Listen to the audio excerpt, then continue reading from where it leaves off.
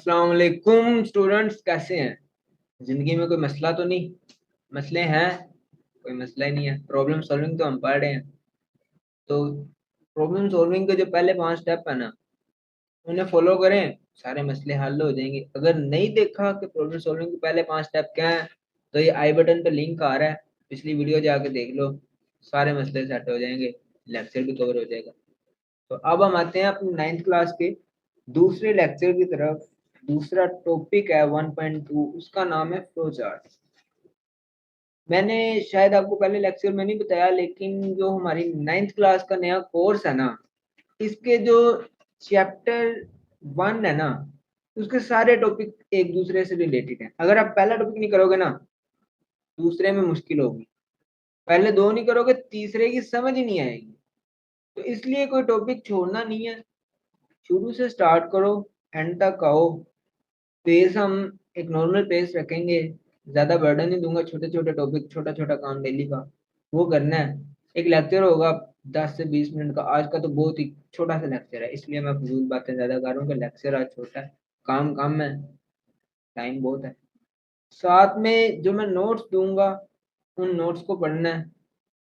तीसरे नंबर पे एक क्विज होगा हर लेक्चर के साथ, उस क्विज को कर लेना है। जिसका वो क्विज, जो उस क्विज में पास हो गया ना, समझो उसको लेक्चर की समझ आ गई। जिस जो फेल हो गया वो आके दोबारा लेक्चर देख के दोबारा क्विज करे।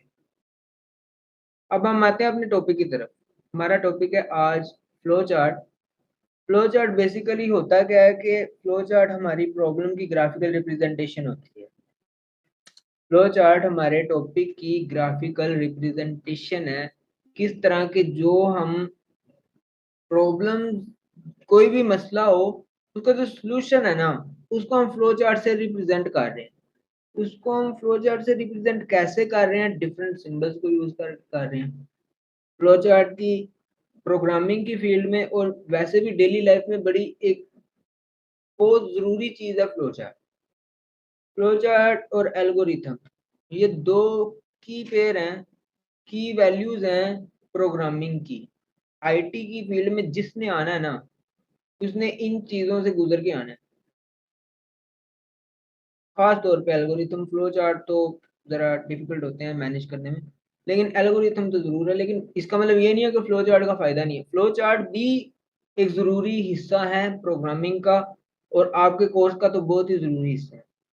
तो शुरू करते हैं कि फ्लो चार्ट होता क्या है। फ्लो चार्ट होता क्या है, इससे शुरू करते हैं।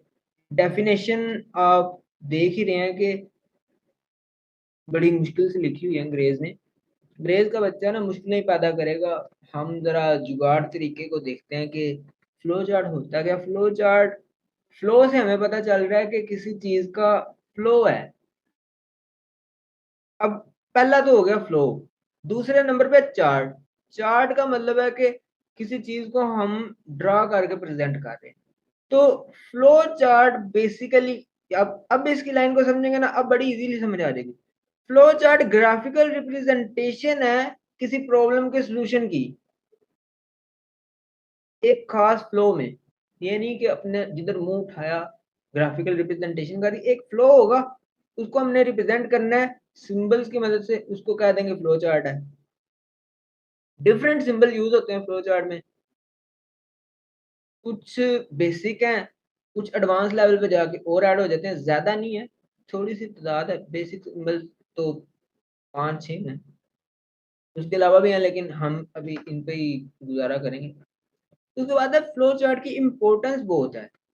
फ्लो चार्ट प्रॉब्लम सॉल्विंग में इतना अहम है, और इसकी अहमियत होने की भी एक वजह है। वो वजह ये है कि जब हम फ्लो चार्ट को देखते हैं ना, तो हमें समझ आ जाता है कि ये सॉल्यूशन हो कैसे रहा है, ये सॉल्यूशन का फ्लो क्या है। इसका बेसिकली हमें आसानी हो जाती है एरर ट्रेस करने में, सॉल्यूशन को देखने में कि सही है या नहीं, वैलिड है, वेरीफाई हो रहा है कि सही है या नहीं। और फिर टेस्ट डाटा पुट करना बड़ा इजी हो जाता है। ये सारी चीजें, वेरिफिकेशन, वैलिडेशन, टेस्ट डाटा, ये हम आगे देखेंगे क्या होता है। अभी इतना समझ लो कि फ्लो चार्ट को जब हम बना लेते हैं ना, तो फिर हमें ये देखने में बड़ी आसानी हो जाती है कि जो हमारा सॉल्यूशन है वो किस हद तक वैलिड है, हमें किस हद तक सही आंसर दे रहा है, और कितना कामयाब है। अब फ्लो चार्ट जब भी बनाते हैं ना तो सिंबल इसके 5-6 हैं, लेकिन 4 चीजें ना, 4 चीजें इसकी कीज हैं कि ये 4 चीजों में से 3 तो हो रही होंगी। इन 4 में से 3 तो एक टाइम में जरूर हो रही होंगी, चारों भी हो सकती हैं, 4 से ज्यादा भी हो सकती हैं, लेकिन ये बेसिक चीजें हैं, ये इसकी रिक्वायरमेंट्स हैं कि जब भी फ्लो चार्ट बनाना है ना तो ये चीजें उसमें हो रही हैं। सबसे पहले कोई ना कोई चीज इनपुट हो रही होगी। अब लाजमी नहीं है कि इनपुट हम कर रहे होंगे, हम हो सकता है कंप्यूटर से इनपुट ले लें, किसी फाइल से इनपुट ले लें। फॉर एग्जांपल अभी अगर नहीं समझा रहा तो इस बात पे गौर ना किए, इसको इग्नोर करके आगे इनपुट हो रहा होगा, कुछ ना कुछ फ्लो चार्ट में इनपुट हो रहा है। इनपुट का मतलब है कि कुछ ना कुछ डाटा उसमें एंटर हो रहा है। उसके बाद दूसरे नंबर पे प्रोसेसिंग हर फ्लो चार्ट में, इनपुट हर फ्लो चार्ट में, आउटपुट आउटपुट लास्ट में लिखी हुई है, लेकिन आउटपुट लास्ट में लिखी हुई है, लेकिन आउटपुट भी हर चीज हर फ्लो चार्ट का एक कहते हैं कि जरूरी जुज है। Input processing output flow chart के जरूरी जुज हैं। चौथा है डिसीजन मेकिंग। डिसीजन मेकिंग भी most of the flow charts जो एडवांस लेवल पे होते हैं उसमें होती है। डिसीजन मेकिंग बेसिकली जो जिसमें डिसीजन नहीं ना हो रही उस फ्लो चार्ट में, तो उस फ्लो चार्ट को बनाने का फायदा भी नहीं है। उसको तो हम वैसे ही उसका सोल्यूशन हम वेरीफाई कर सकते हैं सही है नहीं। बेसिकली फ्लो चार्ट में अगर डिसीजन नहीं हो रही तो वो तो एक बेसिक सा फ्लो चार्ट है जिसको बनाने की जरूरत भी नहीं थी। तो डिसीजन इनपुट प्रोसेसिंग और आउटपुट जिसमें हो रहा है ना वो एक फ्लो चार्ट है। ये इसकी रिक्वायरमेंट्स हैं कि फ्लो चार्ट में ये चीजें होनी चाहिए। अब आ जाते हैं फ्लो चार्ट को बनाने के तरीके की तरफ। फ्लो चार्ट को बनाया कैसे जाता है, तो फ्लो चार्ट में हमने बात की थी कि डिफरेंट सिंबल्स यूज होते हैं। आज हम देखेंगे उन सिंबल्स को, उनके वर्किंग को, कि उनके फंक्शंस क्या हैं और उनके नाम को। अगली वीडियो में हम देखेंगे कि फ्लो चार्ट बनाना कैसे, और बुक में जितनी उसने एग्जांपल्स दी है ना वो हम करेंगे। तो साथ साथ मैं एक और बात बताता जाऊं कि नोट्स से पढ़ लेना, ये सारी चीजें नोट्स में भी हैं, उन्हें आप सेव भी कर सकते हो। राइट करना चाहो, देख के लिखना चाहो लिख भी सकते हो। ये सारा कुछ उधर लिखा हुआ है, ये सारा कुछ वहां पे लिखा हुआ है, वहां से पढ़ लेना है। साथ ही साथ ये जो सिंबल्स है ना, ये एक इम्पोर्टेंट टॉपिक है। लॉन्ग के लिहाज से भी ये लॉन्ग में भी पूछ लेता है और शॉर्ट के लिहाज से ज्यादा इंपॉर्टेंट है। एक एक सिंबल वो पूछ लेता है, और जब वो आपसे सिंबल्स का पूछेगा ना तो डायग्राम भी बना देनी है कि साथ ये लाइन है। अब बहरहाल आते हैं वापस कि सबसे पहला सिंबल है फ्लो लाइन। एक एरो बना हुआ है, उसका नाम है फ्लो लाइन। अब फ्लो चार्ट होता है कि सिंबल्स का फ्लो। तो फ्लो लाइन में आप देखो फ्लो है, यहाँ पे भी फ्लो है। कोई चीज फ्लो बेसिकली कहते हैं बहाव को। जैसे कोई दरिया है ना, उसका बहाव होता है वर्टिकली। जो चश्मा होता है उसका बहाव होता है हॉरिजेंटली। इसी तरह flow chart is just like, जैसे वाटरफॉल है ना, उसका बहाव होता है ऊपर से नीचे की तरफ। फ्लो चार्ट का बहाव भी होता है ऊपर से नीचे की तरफ, लेकिन इसमें कहीं कहीं पे दाएं बाएं हम खिसक जाते हैं। वो है ना एक मीम, माफ करना मैं इधर उधर निकल गया। वैसे ही तो फ्लो लाइन हमें फ्लो बता रही है कि हमारा जो प्रॉब्लम का सलूशन है वो किस फ्लो में जा रहा है। उसके बाद आता है टर्मिनल।